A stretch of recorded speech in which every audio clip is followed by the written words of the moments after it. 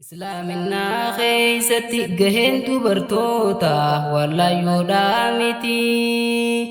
Dubartiin Islaamaa yoo diin jabeeffate dhiira garii caalti. Dubartiin Islaamaa yoo diin jabeeffate dhiira garii caalti. Islaaminaa keessatti gaheen dubartootaa wallaayyoodhaa miti. Dubartiin Islaamaa yoo diin jabeeffate dhiira garii caalti. Dubartiin Islaamaa yoo diin jabeeffate dhiira garii caalti. Warra diiniif qabsaa'e dhalaaleen hunduraa yoo seenaa qoratte haati Imaamu Ahmad seenaa galmeessite addunyaarraa galte. Ilma dhaluusiitii miti diinirra guddifteef taarikhni Islaamaa kan faarsee dubbate. Hedduudhaatu jira dubartiin Islaamaa fakkiin akkasiiti. Haadha abbaa mazhabaa takka haadha Imaamu Shaafi'iyyiiti. Warreen ilmaan isaanii diin ol taasisuudhaaf taarikha galmeessan addunyaa irratti. Haadhowwan lamaan kun ilmaan abbaan qabne hiyyummaan guddisan.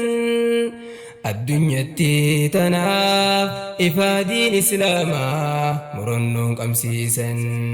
Jireenya hadhaawaa ilmaan diin barsiisuuf gaafa san dabarsan.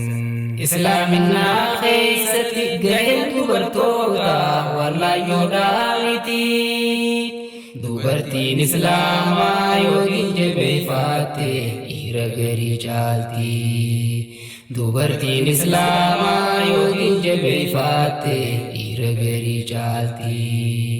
Arra kunootti oole dhaloonni Islaamaa mazhaba isaanii namuu jala deemaa. Fakkeenya haadha gaarii qalamni dahabaa gocha isaanii himaa.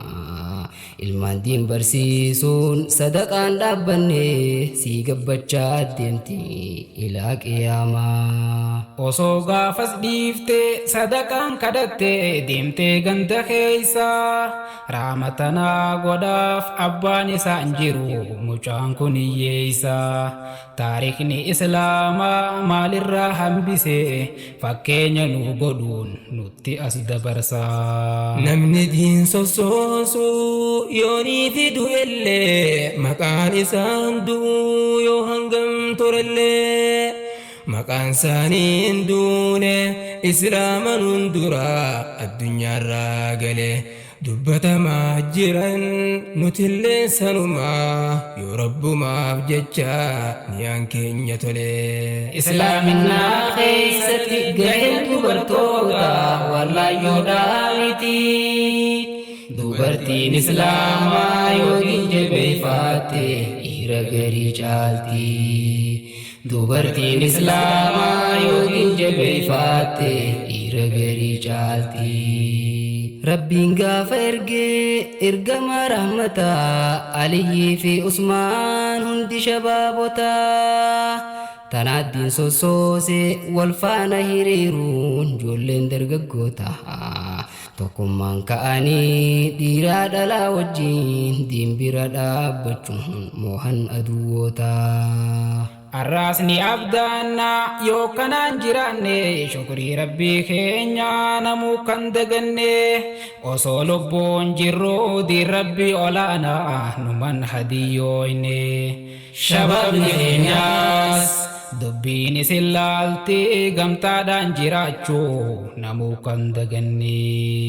Bardiin Islaamaa kun wanni gad dhaabbatuun addunyaa irratti. Shababaaf shamarran yoo mirgaan qabatan ifannaan maletti. Yaa abdii ummataa hawaasni bal'aan kun isin eegaa jira hillaafinaafitti. Islaaminaa keessatti gaheen dubartootaa wallaayyoodhaa miti. Dubartiin Islaamaa yoo diin jabeeffate dhiira garii caalti. Dubartiin Islaamaa yoo diin jabeeffate dhiira garii caalti.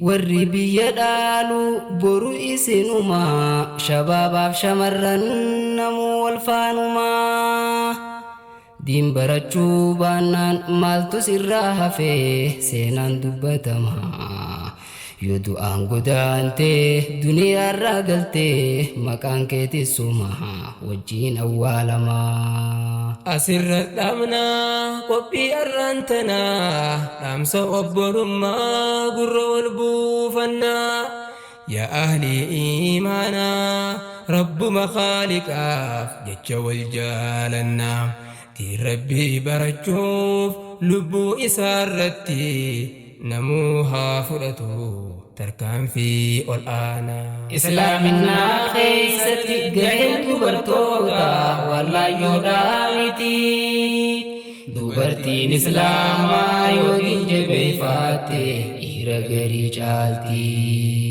dubartiin islaamaa yookiin jabeeffate dhiira garii caalti islaaminaa keessatti gaheen dubartoota wallaayoodhaa miti dubartiin islaamaa yookiin jabeeffate dhiira garii caalti dubartiin islaamaa yookiin jabeeffate